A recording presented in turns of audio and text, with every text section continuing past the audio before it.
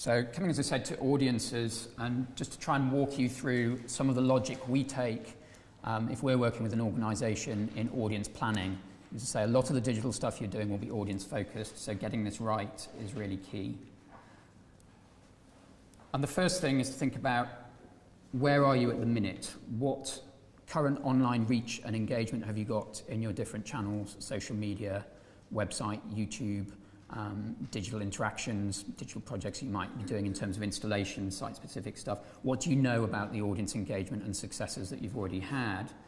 I'm not just thinking about the natural tendency to think about digital as something that might appeal to a youth audience and focusing your energies around that, but looking at the existing audience and activity you've got online and offline, and the segments you're working with there and how those might inform your digital planning. Now, an important point to make there, we've referenced the audience spectrum.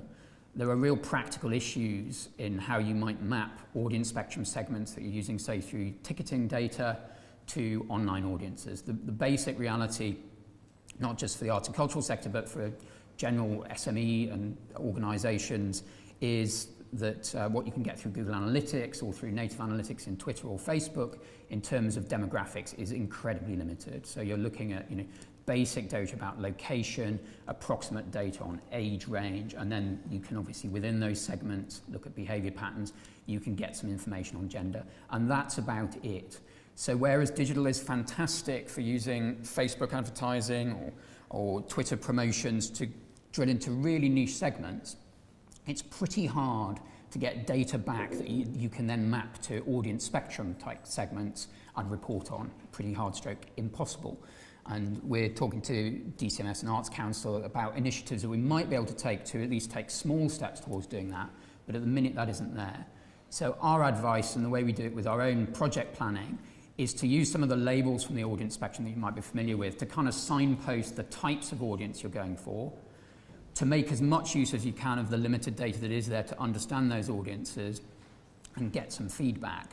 But that's about as far as you can go with segmentation. But it is thinking for particular activities, who am I trying to reach here and why? And a little bit of lateral thought can be really useful there. You can easily engage, depending on the subject matter of the types of creative outputs you're looking at. You might quite laterally engage audiences. We've had projects very successful with a sort of science-interested audience rather than a traditional arts audience. So think about some of those non-traditional segments, but don't just gravitate towards it's digital, it's about youth, and leaving it just at that.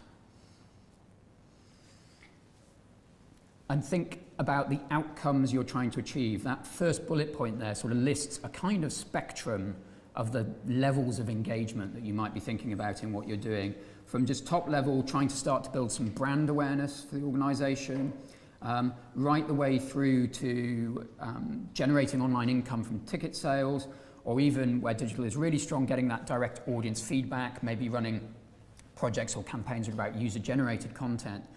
So for all of your activities within that sort of very broad spectrum, think about what you're trying to do, and a good analogy is the sort of funnel one of how you might take people from initial very light engagement with the organisation through to convert them to a deeper and deeper involvement, where ultimately, hopefully, they're becoming paying customers transacting online, or fans and advocates who are passionately spreading the word about your activities through social media. But certainly with any activity, think, what is the outcome I'm looking for here? How am I going to measure it? And in the second bullet point, we've outlined some other types of audience group where you might find that their interests, their reasons for engaging are different compared to others. So again, it's thinking in that dimension, the difference between existing audiences versus people coming to you for the first time, those who may be familiar with an art form or practice versus those who aren't, those who are local to you and what they need from your online presence versus those who may be tourists visiting the area for the first time. A common mistake, because it's easy to set up digital channels, is to set up lots of them in order to cover the widest range of things possible without thinking about how you're going to sustain that. Creating really good, high-quality content is labour-intensive, can be expensive in terms of budgets. So much better to think about what a regular schedule of publishing might look like through the course of the year. If you've got certain flagship projects, that's great, but when that project is delivered and you've all sort of collapsed in a heap of digital exhaustion, and it's 5 months before you feel like doing something equivalently energetic, in the meantime, that audience you've worked so hard to gain and engage with will have drifted off to other things. So what can you do to keep a regular pulse of content going in between times, and how can you sustain that and make sure you've picked channels, a smallest number of channels that allow you to do that really well and keep engaging with those people. And to some extent, the right channel is going to be determined by the audience demographic and also by the types of content that you have available, short form versus long form. Great example that we cite is World Ballet Day, that had traditionally published through YouTube and got really good engagement and long duration engagement with its audience that way. It got a great promotion opportunity to work with Facebook, get some exclusive promotion, so decided last year to switch to that method. And as a result, it got substantially increased audience reach. But what happened is that the duration of those engagements, the average duration, fell off substantially as well. And that's just the nature of content consumption on those two different platforms. So neither choice was the right choice or the wrong choice in the absolute. It's a question of what you're trying to achieve, what type of content you've got, where and how your audience would consume it, and sort of mapping that matrix accordingly. And that's also true of the devices. If it's a mobile sort of interaction that might be perfectly acceptable, 30 seconds waiting in the supermarket queue, versus a bigger screen sort of desktop experience that might have longer duration. And a key point, resource and planning-wise, that's often overlooked is about the usability and accessibility of that content and building that into your plans. And that applies to a general audience as well as to any audience that might have specific access needs. So, small example, a very high percentage, I think it's 85% of social media video content is consumed with the sound off because people are browsing on devices. So actually subtitling all of your content if practical, or certainly the high profile pieces if not, is important to engage a wide audience, not just those with a hearing impairment. And then depending on the types of digital experience, there's a lot of very detailed and sort of specialist knowledge needed to make sure that the content you're producing is going to be accessible to the widest possible audience for that platform. And the best advice there is obviously to engage with the relevant experts early in the process, because it's much better to build that planning in very early on than it is to try and retrofit it. As I remember in an early iteration of the Space website that had a rather marvellous but somewhat flickering and repeated design that we were told at the point that we did involve the accessibility experts was going to be very hard for some users in terms of the sort of background visual noise. And so we then embarked on some last minute retweaking. The version before our current site, where we learnt from our experience and got them involved very early on. So yes, but important to have that in your planning process. And then all too often, we find projects and organisations that have invested a huge amount in creating marvellous digital content and not really thought at all about how it might be discovered, because the notion is that you can easily find anything you might want to online, and so you don't need to worry too much about that bit. But of course, you have to know that it's there and know to look for it. And there's a whole range of techniques to consider in terms of content discovery. We've listed just 3 sort of ones that are frequently overlooked there. So if we're promoting a particular work or project, we may invest just a few tens of pounds in some quite specific social media paid for targeting, and that can yield real dividends in terms of thousands and thousands of people accessing and sharing that content, and some great free tools there to allow you to be focused about that. So well worth considering in any budget. Using influencers, so in the old offline world, you would be thinking of media, very traditional media, and engaging with the right journalists to spread the word. In the online world, that's, those journalists are still active there and should be considered, but you've got a much broader cohort of fans, of your own sort of supporters and wider networks who can be engaged in spreading the word about what you're doing very effectively, given just a little bit of focus and nurturing. So consider that in your plan. And the example put up there, Opera North, we commissioned them to capture their production of the Ring Cycle. And in doing that, we thought with them about how audience might find it. And of course, where you've got a canonical work that people might be searching for anyway, the terms Wagner and Ring Cycle are quite frequently searched for, we discovered, it's worth then investing a little bit of time in optimizing your content around that.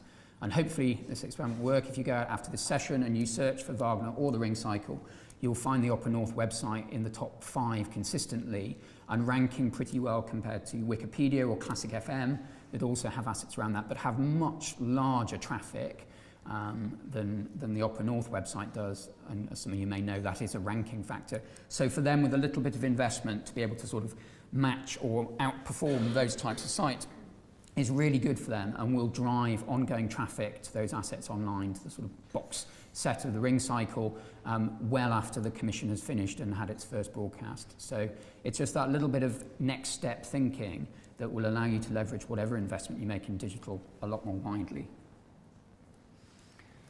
And finally, don't forget the money side of it. And we were asked in delivering this presentation to try and give you guys cost guidelines on digital budgets, which is impossible to do really because of the sort of piece of string nature of a lot of these projects and the huge variety.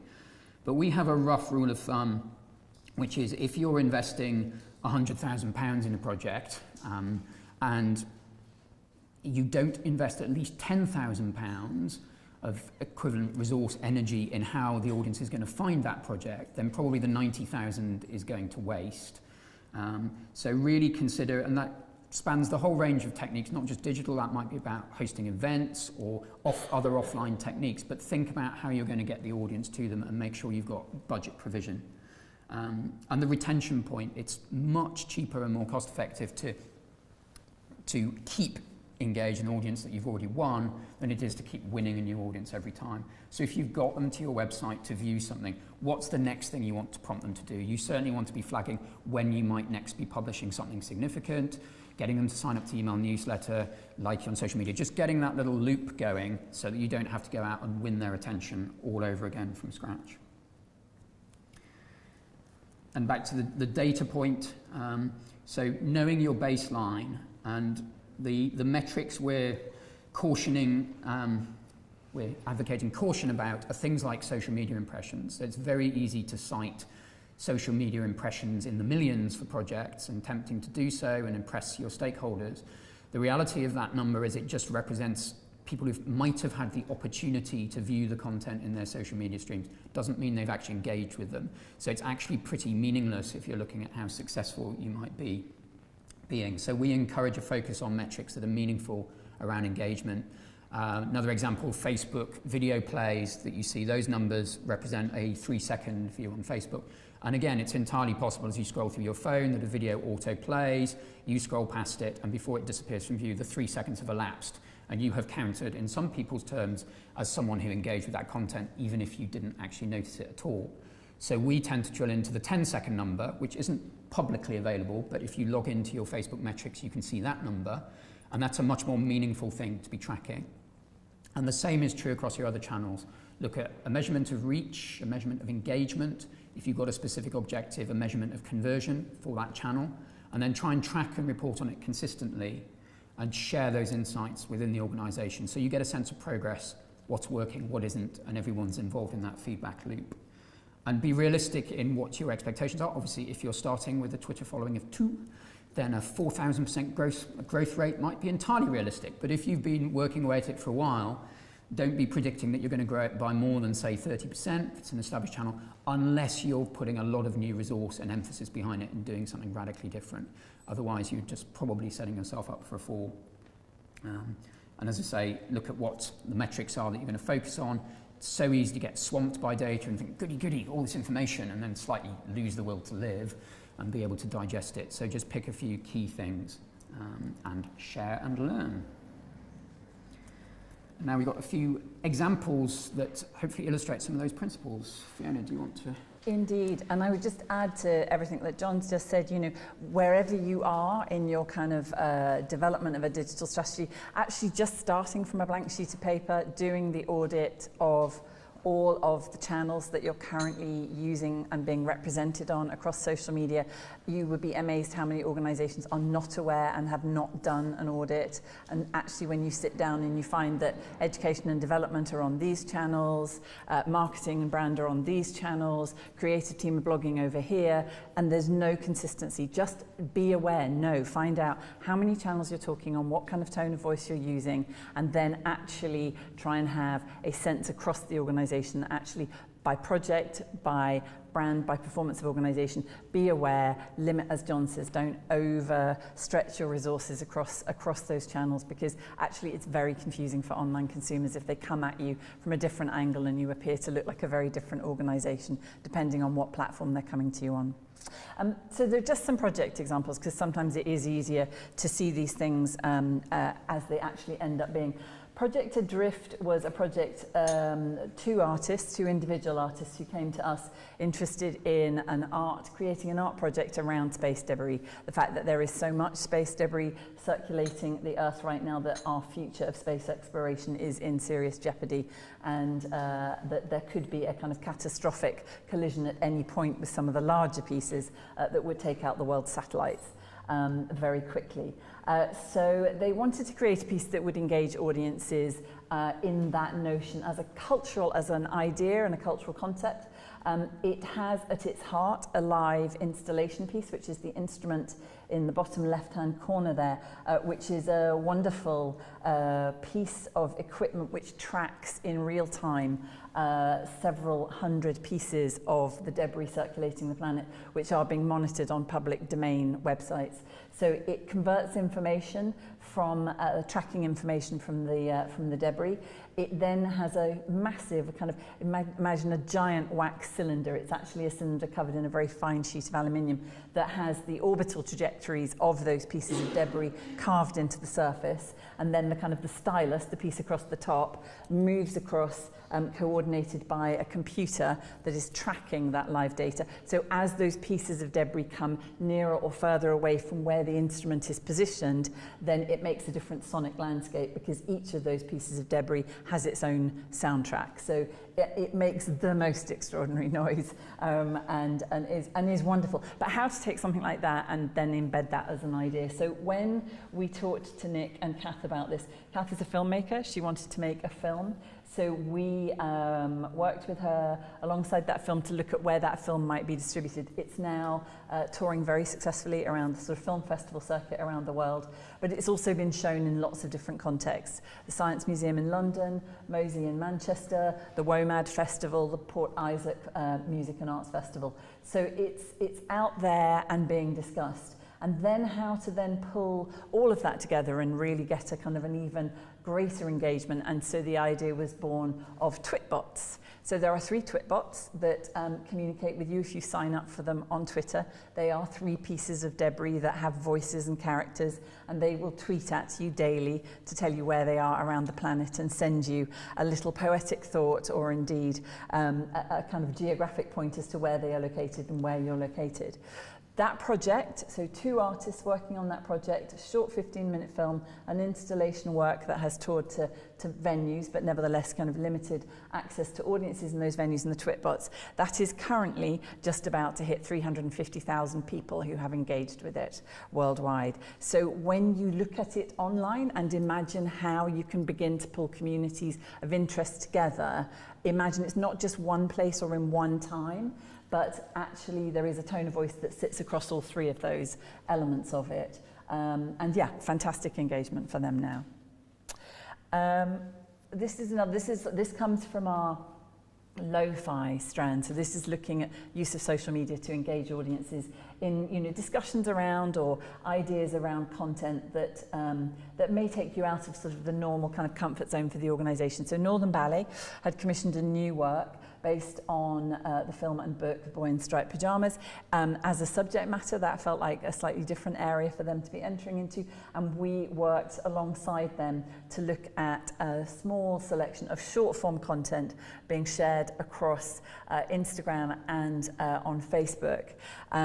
It's been enormously successful. They created a trailer for the show, which is, I think, now notching up through the 500,000 engagement, and the short form content has now been seen by just over 100,000 people. Complicité's Encounter. So this is a long form project. So this is in our capture strand. Complicité's Encounter show had toured very successfully, but to a limited number of venues, had been sold out everywhere. They came to us because they wanted to create a live stream. They were very specific about wanting to do that on their own YouTube channel. They hadn't used their YouTube channel for anything like that before. And so with only 2.5 weeks to go before the live stream had to happen, everybody had to rush around a bit. But nevertheless, the very first thing we asked them to do was to actually write a list of all of the kind of advocates, partners, co-producers that they worked with regularly. And they came up with a list of about 100 organizations. We then suggested that what they would do is to approach all of them and offer them some very, very short form content that they had devised for promotion of the show. Now, Complicité obviously have a very high profile following, and they had managed to get really short sound bites with a lot of people, including Benedict Cumberbatch and Laura Dern. They had, the show at the Barbican had a lot of people coming in and out and up in Edinburgh. So they had really, really short form content from those individuals, 20 seconds of them saying, it's a great show, see it. So they created those. They then offered those short form content out to their partner organisations for their websites.